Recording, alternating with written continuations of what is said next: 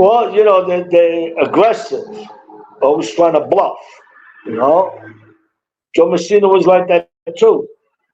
We all are like that. If you see professional players, most of the times they bluff.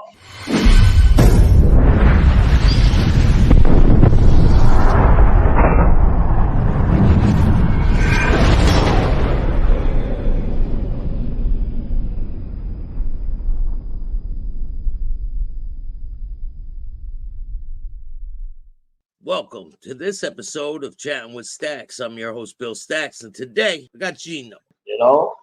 You become a boss, but you're only gonna live to maybe a decade.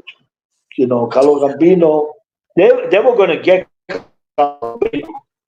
He was think out so? of the woods. I mean, we started to get, yeah, You he think they was were? already. Carlo Gambino, they were going to put him away in jail. The FBI was going after him. Yeah. They were arresting him left and right. They were taking him in, and he had a heart attack. He had, those days, it's still, the RICO wasn't enforced, so they couldn't get people to talk. But if they would have got, Gambino would end up in prison or dead. They would have, because, him and Joe Bonanno, they were in conflict. There was like a vendetta going on. That's when Joe Bonanno wrote the book. He wrote the book to show everybody I'm the fucking boss.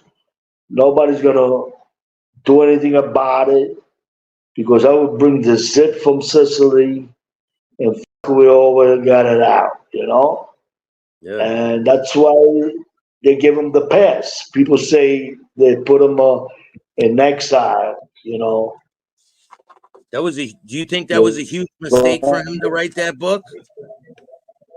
No, I think he did it to show everybody that he's the boss. The boss of bosses. He was a boss of bosses prior, right? Yeah. Am I right? So now, when they say that he was trying to kill Gambino, Lucchese, all that, yeah, people make traps. They set up traps. But if he wanted those guys dead, he was in so many wars, Joe Bonanno, since the 30s, right? What would have stopped him really to bring a squad from Sicily, hitmen, and do them in? What would have stopped them? When the commission drops and they're arresting all these people like Paul Castellano before he gets killed, what are they saying in the street? What was the atmosphere in the street? When the commission came down, well, Giuliano was building a RICO law. That's what got them, the RICO law. Carlo Gambino was already dead. Carlo Gambino was dead.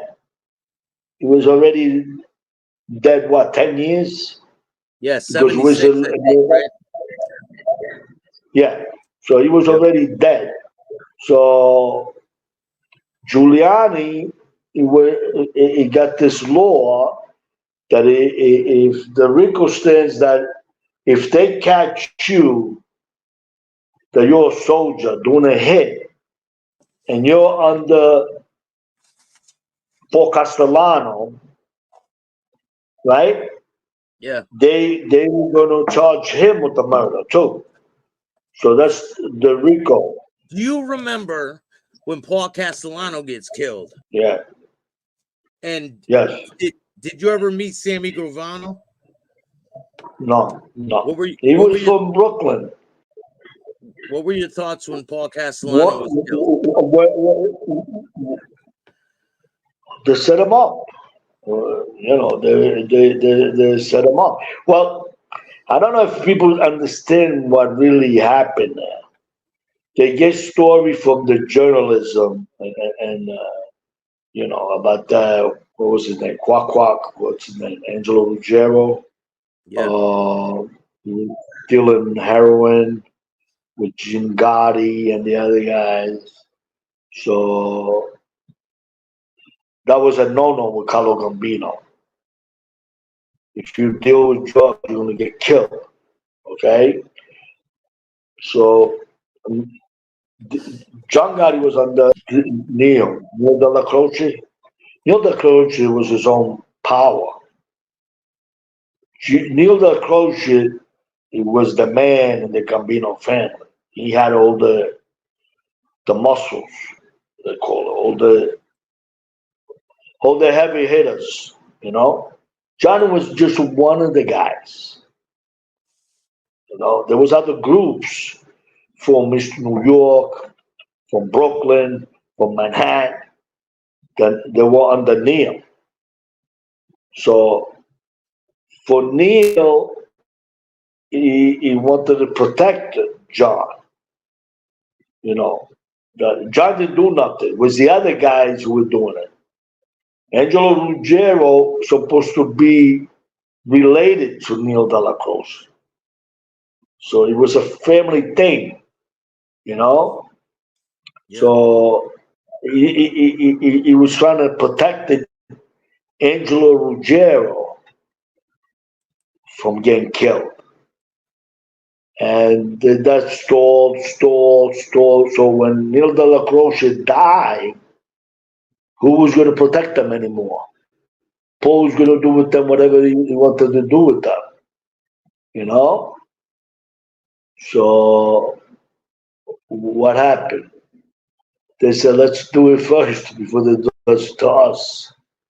Now, Gravano, I never heard of Gravano at all. I mean, being a real around.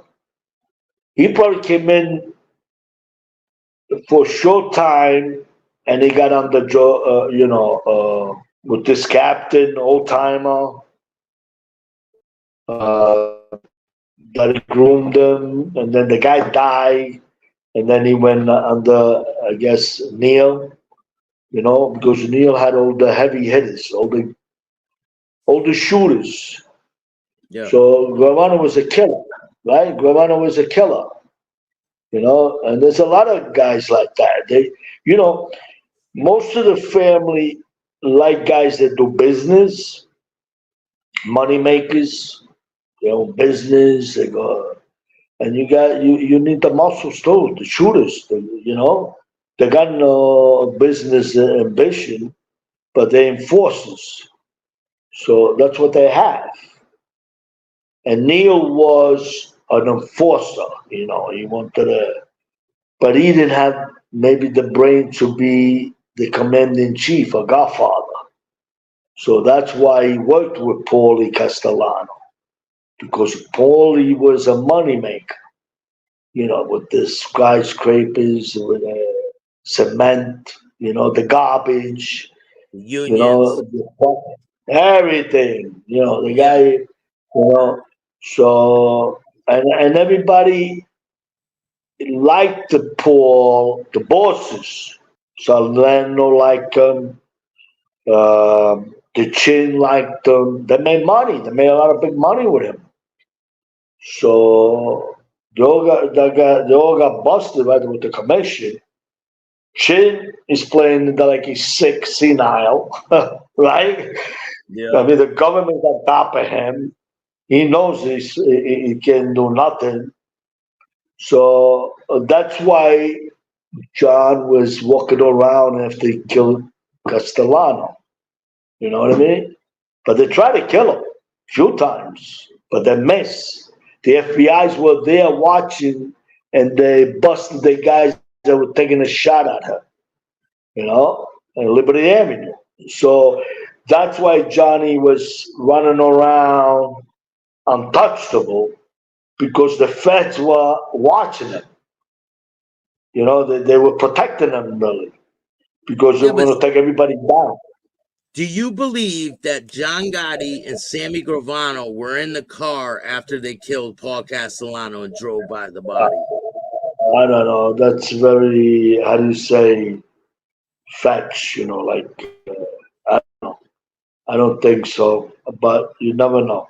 You know, movies and stories are told and created the scenery. How do you say the scenes? Yeah, You know, a yeah, lot of fabricated. You know, the only thing I could speak for Joe Massino, the Nostelli family. They were good people. I dealt with Fritzy. He was on the chin, you know. yeah, I mean, I played cards with him. I went in his clubs, all the top-notch guys. They were they were fair people, you know what I mean? You do business, you respect, they respect you, you know. They don't they don't bash you, they don't treat you, they don't try to steal from you, you know. John Gotti was like that. He didn't try to take advantage of you, you know.